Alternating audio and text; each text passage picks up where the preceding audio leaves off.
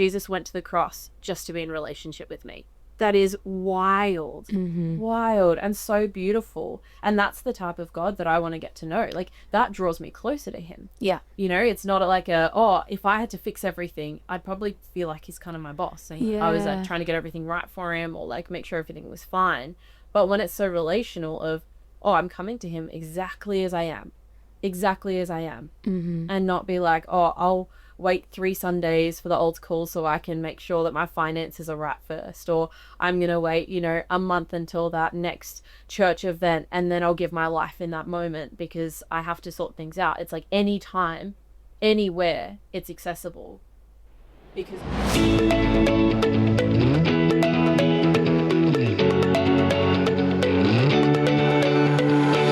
welcome back to another episode of the Everyday Joy podcast. I'm your host, Ash Couchman, and I cannot wait to find moments of joy with you today. I am so excited to be diving into the Word of God together today. Let's jump into the conversation. Kate, not Westwood. No. Kate Wilcox, welcome to the podcast. Now, the last time, so this is so funny, the last time you and the other Kate were on, probably, I think you were back to back. I think it was Kate. Well, no, that's you. Kate Westwood, and then it was you. And I don't know how I managed to do this, but in every episode I put the wrong name. So I wrote your name on all of hers and her name on all of yours. Not only that, I haven't even told you this. Kate, who I work with in the office, knows this, but you don't know this. I keep texting the wrong Kate. Oh no, I have, yeah. So like, I keep trying to message you, and I'll text the other Kate, and I'll be like, man, it's so weird she hasn't replied about anything yet. And then I realize I messaged the wrong Kate. Panic I had was when the other day. Yeah, I was out for coffee with another friend, and I get this text saying, hey, like, I'm almost there. And I was like, Ash, are we meant to catch up? Like, are we meant to be catching up? And like, I try not to double book, but sometimes it happens. So then poor Kate, this Kate, I was like, I'm so sorry for giving you the panic of your life this morning. I was like, how did I do that? Like, what have I done? No, anyway, it was just me texting the wrong Kate. And also, I think it's when I use like my hands free, and I'd be like, hey, text Kate. And then I've in my phone, I know it sounds silly because I hate this when people do this to me. You know, when you put people's names in your phone, but then you put where you know them from. I do that. So you might be like, Sarah from church, or like, whatever. From work. Yeah, so-and-so from work.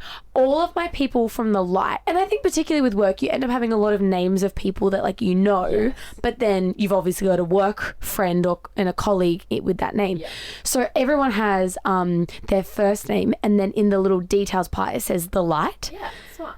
So system works? No, system doesn't work. System does not work because I think it must be like an optional nickname. So when I say Kate, it just goes to whatever one it feels like. And I honestly think my phone is failing me. I've called so many wrong people from saying, hey, call. Like, one of our friends' names is Keely. Yes.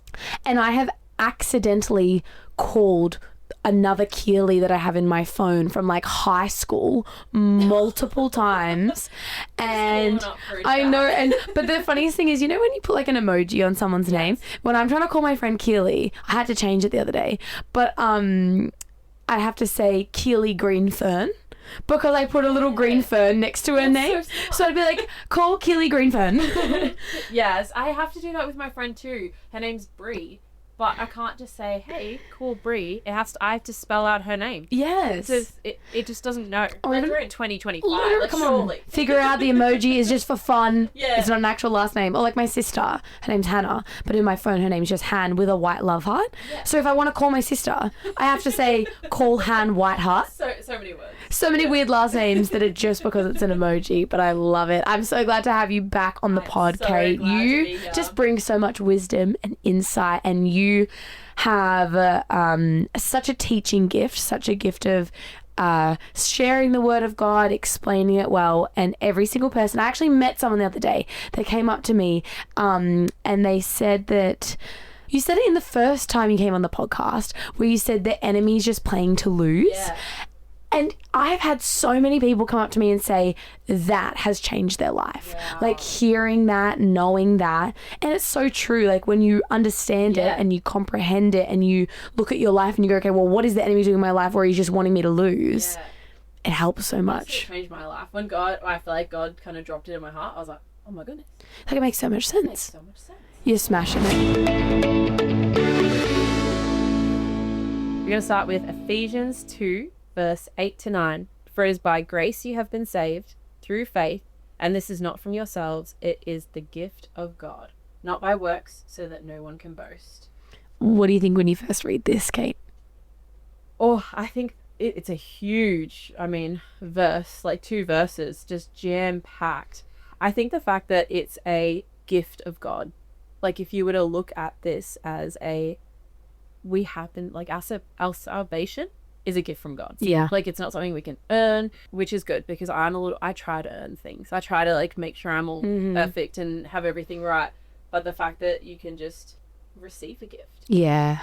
Is so different. I love that. And I also think it would have been a really countercultural thing. It is now. Like it is now in the sense of I think sometimes we still give ourselves like, okay, well my merit is attached to what I do. Like it's unfortunately just a part of our society.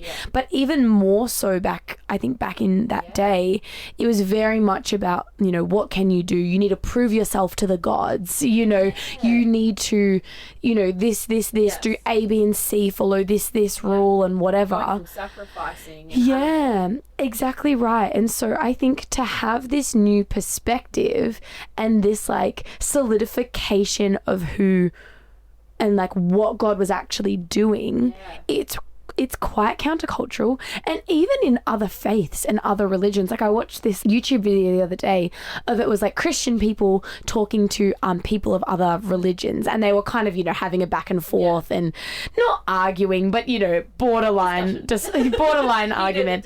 They're having a discussion about all of these things. And I think one of the things that really hit me is they were talking to someone from another religion, and they were saying like, do you know if you're going to heaven? Like, do you know if at the end of the day, you're going to be in eternity with Jesus? And all of these people were like, no, we don't. Like, I hope that I'm working enough. I hope that I've done enough to satisfy my God. Like, I hope I've, but at the end of the day, they were like, we don't actually know. And these Christian people were kind of like, did you know though, that when you know Jesus and when you give your life to Jesus, not that it's a reason to go and live your life and do whatever you want. You can do everything now. Yeah. But they were like, we know where we're going to go. They were like, we know where our future is. We know where our eternity is because we know who Jesus is and we know what his promise is. And that's kind of what this verse is saying, right? It's like, we can't do anything. We can't have any, we can't even have like a pride. Like this is all from God. Yes. And what a beautiful thing to then as a Christian be able to go in all of that, because it's a gift, because I can't boast, because it's not about what I do, I know where I'm going and I know what Christ's heart is for me. And I think when I was watching the video, I saw the people from the other religions kind of go, like they didn't really have an answer to that because it's so true. Like what a gift and a blessing it is by God to know that we know that we know that our eternity is assured in him. And that's the thing, like I love, the more that I get closer to God, the more that I'm like, man, you are just so different to the world. Like if my sister came up to me and she has in the past and like given me food, like made me food, I'm so sus. I'm like, what do you mean you're just giving me food? Like what's the trick? Like what's the catch? What do you want from me? Yeah, literally. It's like, what have you done wrong? Like what shirt have you ruined? Yeah. But I love the fact that God is so incredibly loving and knows that we're human and stuff, but he wants to make it as simple as possible, as easy, as accessible, as like he did all the hard work, as in Jesus dying on the cross was the hard work, and now it's like, hey, now I'm giving it to you. And I don't know about you, I make it so much harder. So true. Like, no, but if I just like get myself sorted first, then I'll deserve it. And like I can never deserve it. I can never earn it. And I love that. And I actually think there's something really safe and satisfying in that. I think a lot of people look at Christianity or faith and they go, there's a lot of rules, there's a lot of things you got to do, whatever, right? But when you're in it and you understand God's heart for you, the freedoms that is in that is so much greater than not having to make decisions that are going to honor you, bless you, keep you close to God. Like, it's pretty incredible what God does through that. Absolutely. And I love the fact that there's a verse that says, while we were still sinners, Christ died for us. And I think just to give that illustration of the bar and the qualifying mark is literally while we're still sinners, which is so great. Because like we're all sinners, you know, every single one of us have sinned in some way, but Jesus, which is just insane. But it's that thing of, that's the qualifying mark. And I think so often we can just become in this mindset of, oh, I'm disqualified from God's love. I'm disqualified from having a relationship with him because A, B, and C. And honestly, the enemy will keep us trapped there of being like, yeah, you are the worst. Like, yeah, remember that thing you did? Like, that's so bad. As in, like, when I came back to God, I was still smoking and drinking and sleeping around and all of that. And I'm not saying that that's the right thing to do, but I'm saying that I met God's grace and love and started a relationship in the midst of it. And over time he worked on it. And like, you know, now I don't smoke and all of that. Like, my life is completely transformed, but it actually started with the realization that he did everything for me on that cross. And what type of love am I about to encounter with that as the realization of like, Jesus went to the cross just to be in relationship with me. That is wild, wild, and so beautiful. And that's the type of God that I want to get to know. Like, that draws me closer to him. Yeah. You know, it's not like if I had to fix everything, I'd probably feel like he's kind of my boss. And I was like trying to get everything right for him or like make sure everything was fine. But when it's so relational of, I'm coming to him exactly as I am, and not be like, I'll wait 3 Sundays for the old call so I can make sure that my finances are right first, or I'm going to wait, you know, a month until that next church event and then I'll give my life in that moment because I have to sort things out. It's like anytime, anywhere, it's accessible because God already did it. Yeah. Jesus already did it. Yeah. And he's gone before us and he knows. And I think you're so right. It's making sure that we know that although God will change us when we come into relationship with him, that salvation moment and that gift and that moment of going, I know who you are, God, like, we are all invited into that. And I think it just shows me how kind God is. I also think, you know, God's not trying to trip us up. He's not trying to go, okay, well, let me find a way to like get Kate to do something wrong, or or, you know, let me just put all these rules and these things in here so that, you know, I can make sure that only like the, you know, elite of the elite like know me. The thing is, yes, it takes discipline. Yes, it's a life of drawing closer to God. Yes, it's a life of being sanctified, which basically just means like becoming more like Jesus.